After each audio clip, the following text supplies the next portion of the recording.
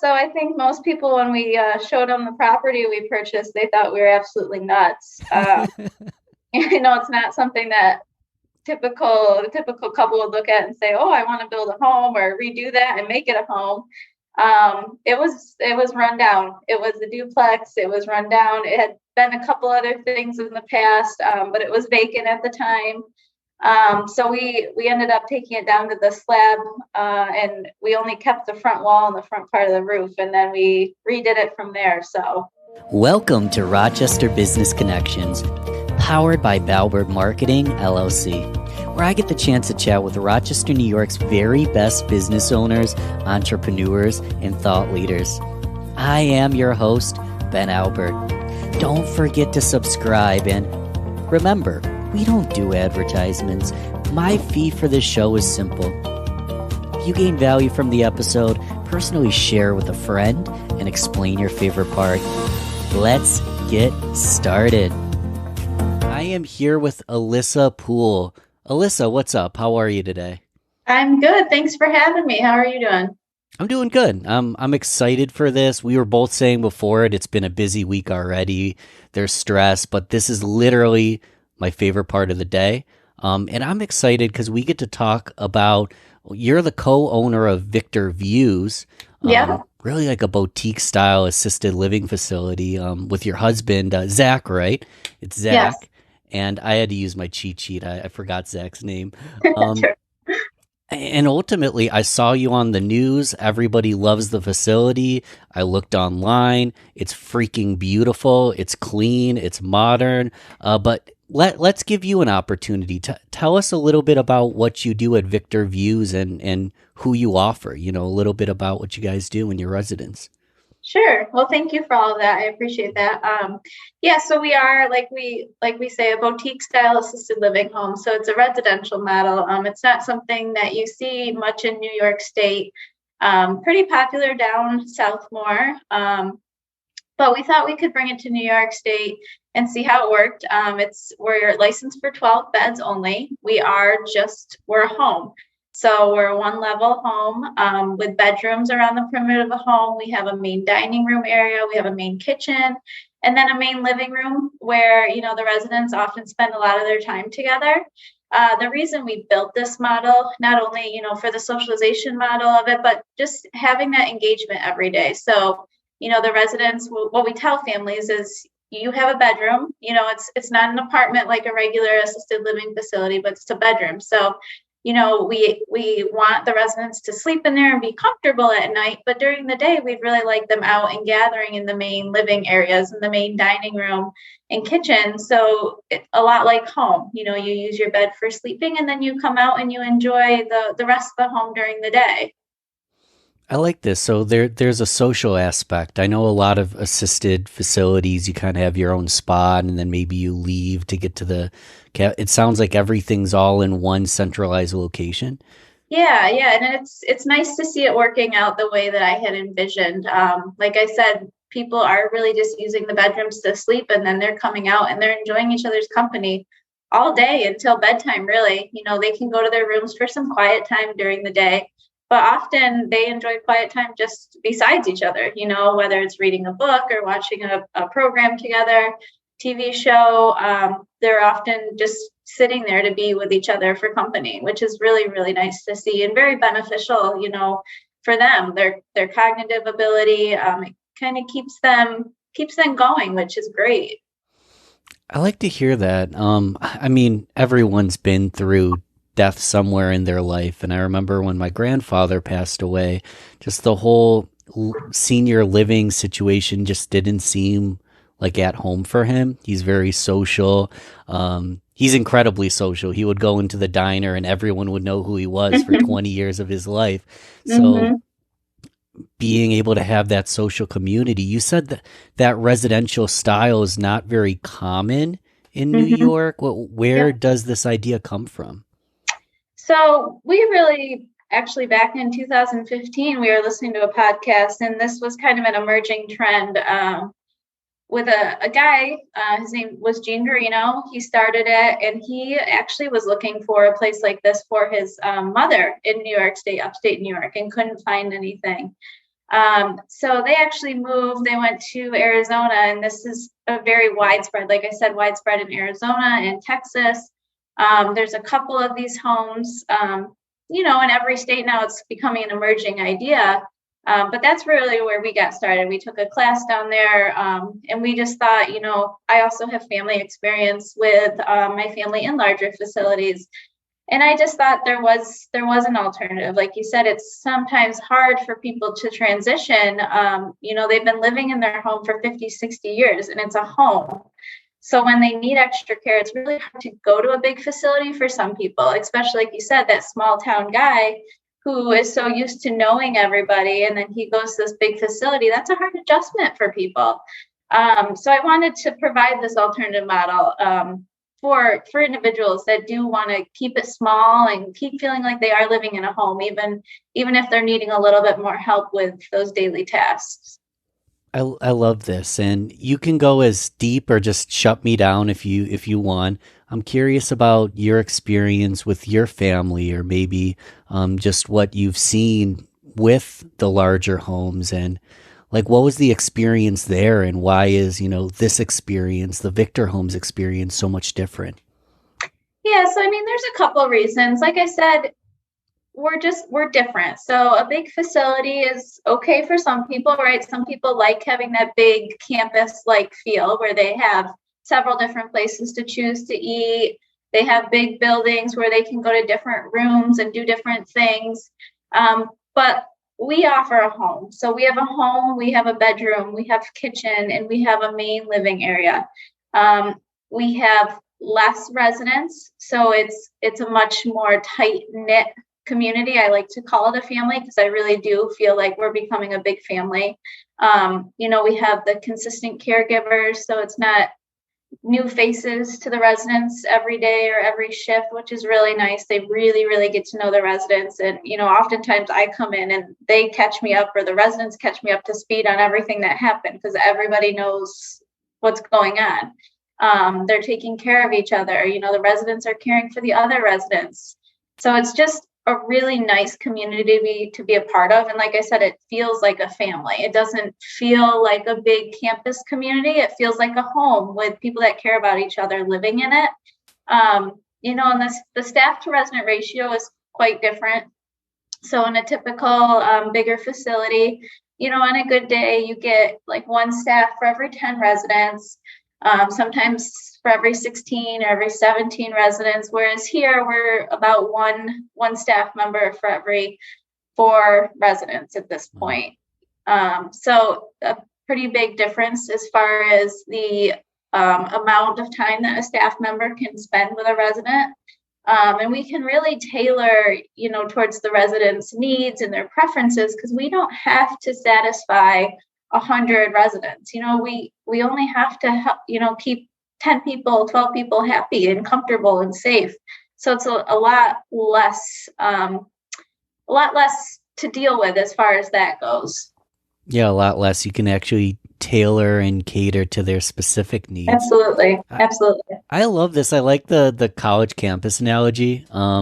Just in the fact there's actually nothing wrong with that. And right. I know personally, I'm not a big city kind of guy. I will visit a place like New York City and oorah, spend some money, have a little bit of fun. Yeah. I would never want to live there and be on the subway every day. That's just not my style. Yeah. And for someone who that is their style, a larger facility might be fun. It's like going to college again. Sure. But if you want that relaxing, personal family feel, it sounds like, that's more what Victor Views is going for. Yeah.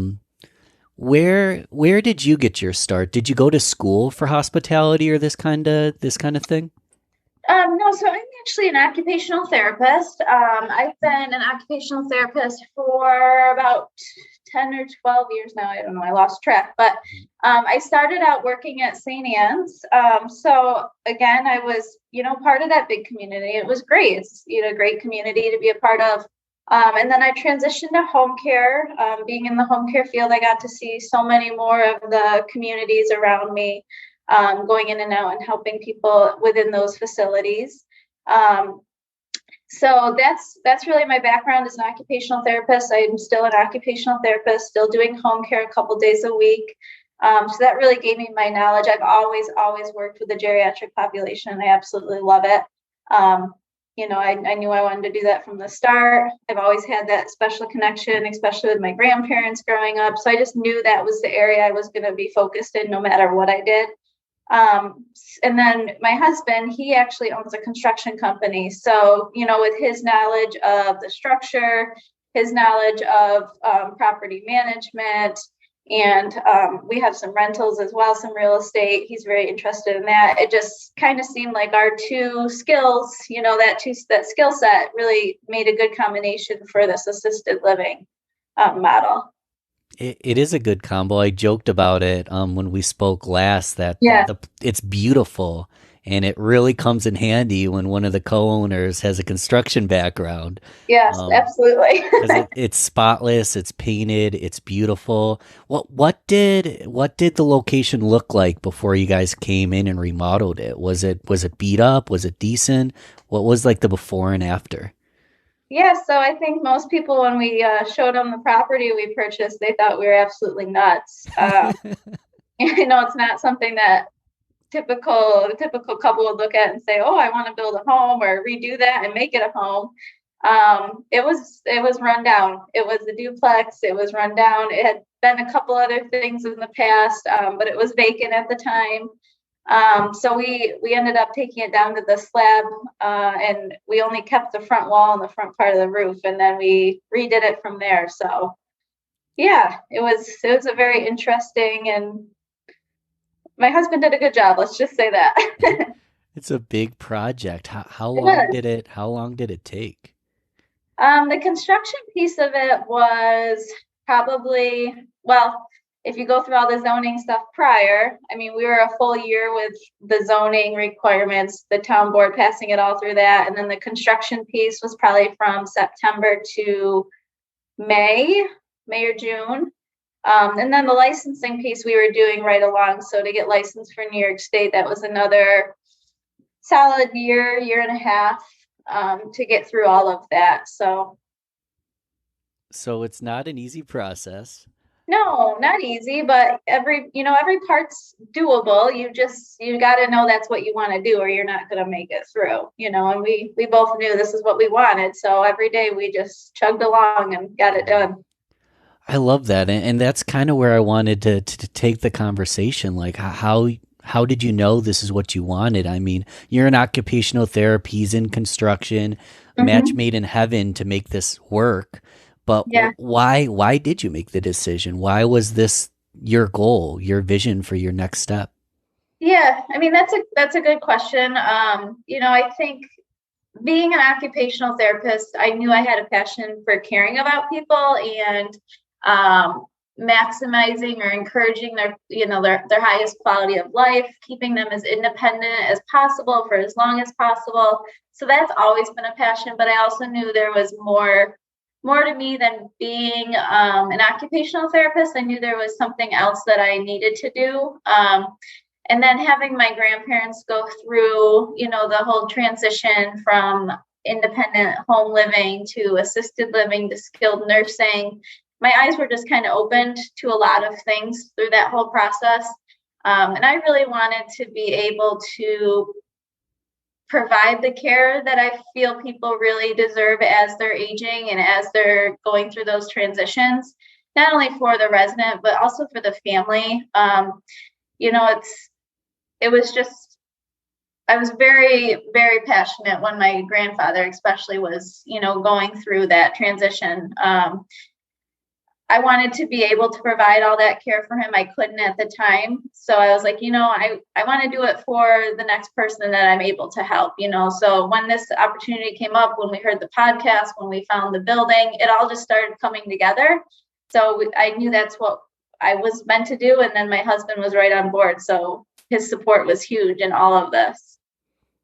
That's really special. I mean, it's almost as if you were called. Like you listened to the podcast, you went through Mhm. an experience that touched you, and you wanted to actually pay it forward and do things differently for people in the future.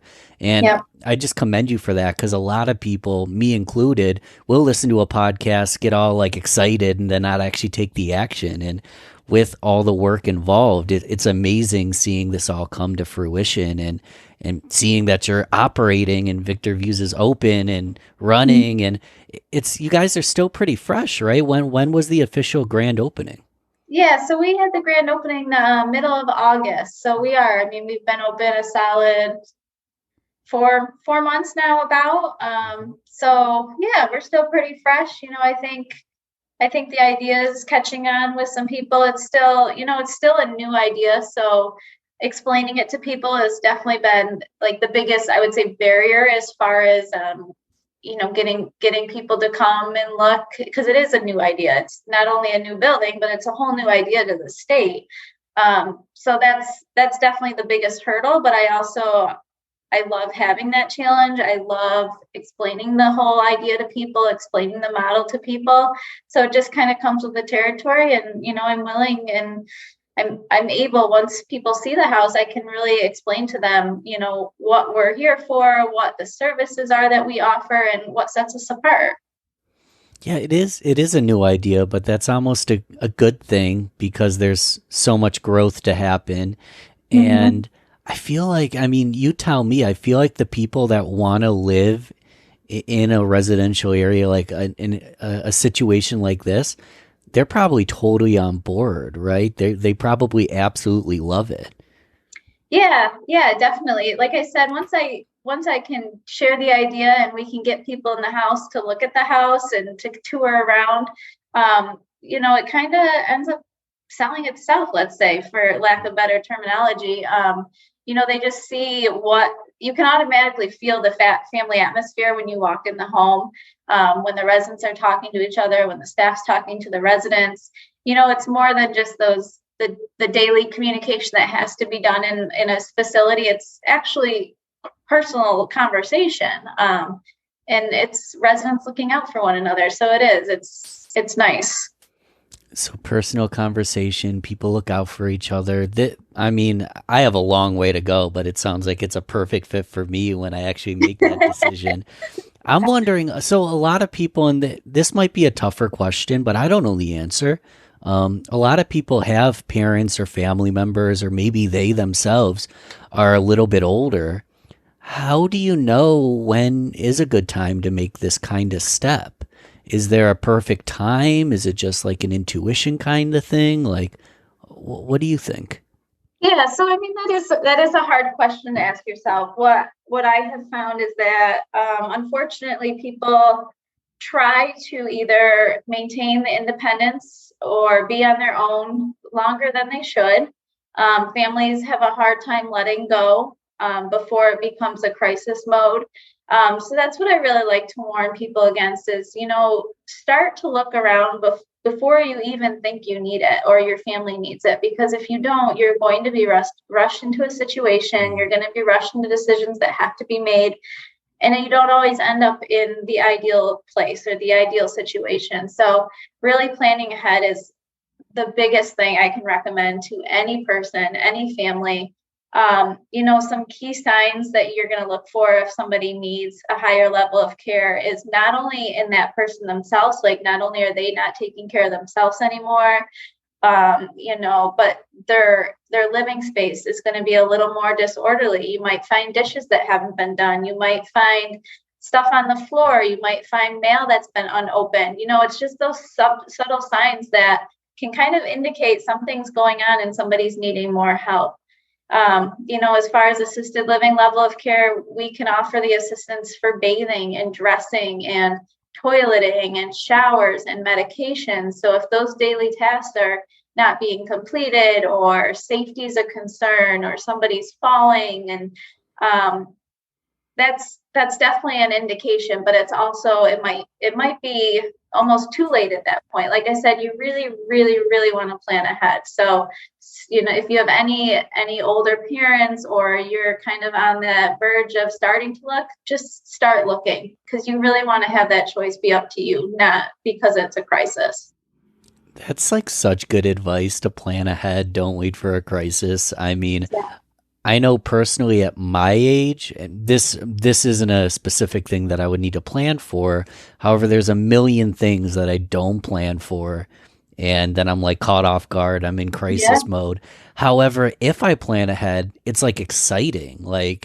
Like Yeah. I'm excited to make this step. Like let's clean up the house and go. I'm excited to move. I'm excited to travel. For me, move, travel, but for someone older, this is like a vacation from a home that they might have lived for 40, 50 years. So is that scary?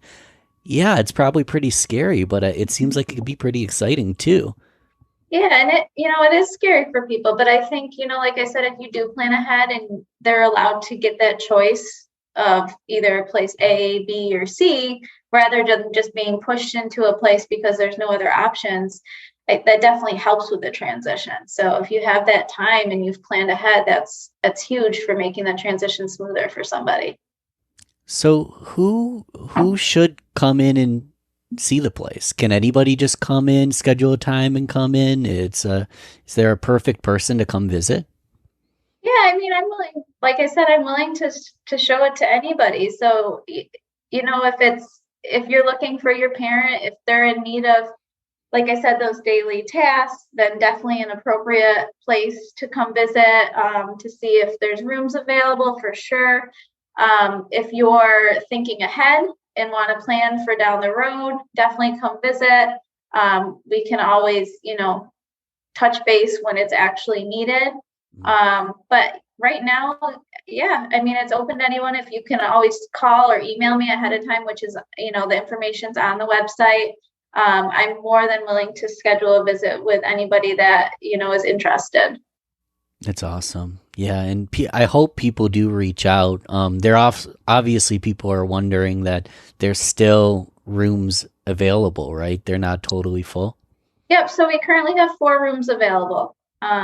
So yeah, if you are interested, I'm strongly encouraging you to reach out to me, contact me. I would love to give you a tour and show you around. So I'm curious. So first off, this won't come out for a few weeks. Mhm. So knock on wood for anyone listening that's excited that there are still rooms available, but you never know. Honestly, that would be great if you could fill 4 rooms very quickly. It would be But wonderful. I will presume there's still rooms available. What Uh-huh. what what happens when they all fill out? Are you Yeah. gonna build another facility, or what are the plans once they all fill out? Is there a waiting list? Well, what's the plan there? Yeah, that's a great question. So we will have a waiting list, but also we do want to get more homes in the area. With this being successful and going the way that I had envisioned, I definitely would love to see 3, 4 more homes in the area. I think it would be great. So for now, definitely if we fill up, there's a waiting list. But I know my husband, him in real estate, he's already looking for land, already looking for a building. So there's definitely another one in the works. Yeah, go-getters, because that seems like the only struggle with the model, that you can only have such a limited capacity, Yeah. that there's a little bit of exclusivity there, and then once you fill it out, it sounds like you guys are go-getters though, and you're gonna build two, three, four, five more. I We guess would we'll love see. to. We would love to go that way. Yes. Yep. So is that part of the mission, to kind of just change the culture of senior care? Because I'm just being honest with you, I had not seen this kind of model, and once I saw that you were doing this kind of model, it makes perfect sense. I kind of wondered why I hadn't seen this kind of model. Yeah. It's almost like a commune, or almost like, for me it reminds me of, like, I don't know, again, being in college, but not in a campus, but just having roommates and having a shared space, and Yeah. the bonding involved. By now, I'm just rambling. I just think it's an awesome, cool model that I would love to be a part of. Well, Um, thank you. Yeah, I enjoy it. I love being here. I just love it. But yeah, what was the question that you were asking me? I don't think I actually asked you a question, but to ask a question, any surprises? So you obviously had to go through the challenges of the paperwork and the zoning and the time Mhm. and all that kind of thing, and building the team. That's kind of expected, even though it can be more challenging than we think. Anything completely surprise you, either positive or negative? Anything that kind of caught you off guard throughout that whole process? Well, yes. I mean, in a sense, the whole the whole process was on how everything works, all new and exciting, right? But I guess just the timeline of it, when we first started, we're like, yeah, we're gonna have this thing up and going in a year, and 2.5, 3 years later, we are finally open. So just that whole timeline of how long it does actually take to get something like this up and running. We are hoping, obviously, if we do a second one, that it's a quicker process being already licensed with this home. But with the pandemic too, I mean, nothing is for sure as far as timelines anymore, especially when you're working with the state and the Department of Health. So that was the biggest thing, is just trying to time everything out so that it made sense and worked. Have you gotten any feedback from maybe the residents or families or just in general about with the pandemic? My intuition is it's a little bit safer. And Yeah, so that's not to undermine anyone's living situation. It just right, seems right. long term, assuming COVID doesn't go away immediately Hmm. and viruses like this could occur again. I Hmm. like the model for safety reasons. Yeah, so I mean, obviously it's not bulletproof by any means, but because we have less residents, it's typically the same people coming in and out. So it's that the same family members. We have activities, but we really monitor who comes in for those types of things, or the family members themselves volunteer to do activities with the residents. So we have a little stronger hold on who's in and out of the building. And it is. I mean, there's less residents. The residents don't go out very often. They're the only ones really around each other. So you can, and like with the staffing too, our staffing's very regular as far as who's working, the same staff members, very familiar to the home. So in a sense, it could be considered safer. I never want to say that, knock on wood for sure, Right. but just less people. Yeah, less people in and out. But we still are able to allow the families to interact with the residents and the residents to interact with one another. So I love that. I love that. And yeah, it's not bulletproof. It would be ridiculous to say that it is, yeah, but I like the model that there is less foot traffic. It yeah. seems like in this time when everyone has anxiety, I like the thought Oh of having yeah, less people coming in and out. absolutely. Yep, yep. So it's a Rochester podcast. The past like 10 episodes, I always forget to bring up Rochester. I mean, granted, we're talking about Victor, but I just Hmm. want to talk about like fun stuff like Rochester and Alyssa, like ultimately like weekends or vacations or just like days off when you're not working. What do you love about the region? Like, what do you like to do? Where would we find you on a Saturday or Sunday when you're just taking the day off? Yeah. So I don't know if days off actually exist in my life anymore. I do have some downtime, let's say. So we have Yeah. 3 young children. We love to do all of the fun toury stuff, I guess. Like we Yeah. love to do the Strong Museum. We love to just go to the mall and ride the carousel around. Often Eastview is the mall that we end up going to. We'll go and do just the jump zones, the trampoline parks. We try the different playgrounds out in all the nearby towns. If we can do any of the hiking trails like Powder Mills Park, we like to do that kind of stuff. We like to ski occasionally, so we'll do Bristol once in a while. So, yeah, that's kind of where you'll find us around, trying to entertain the children and keep them tamed.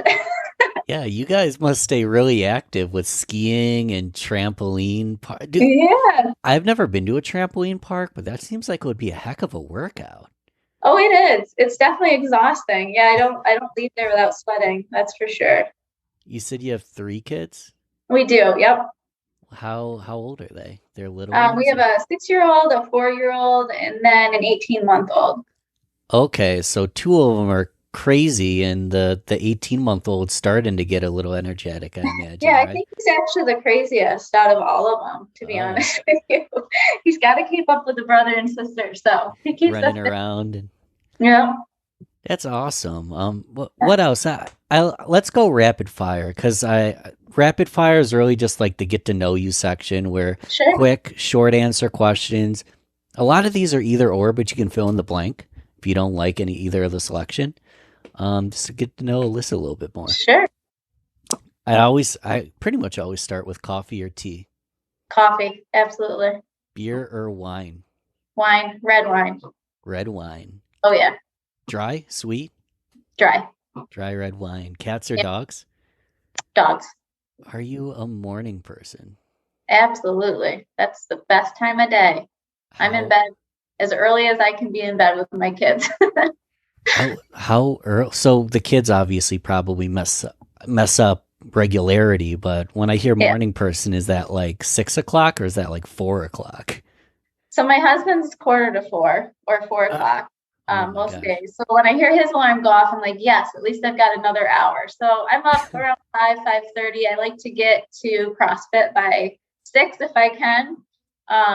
You got to get the workout in before the kids get up and run around. Yes.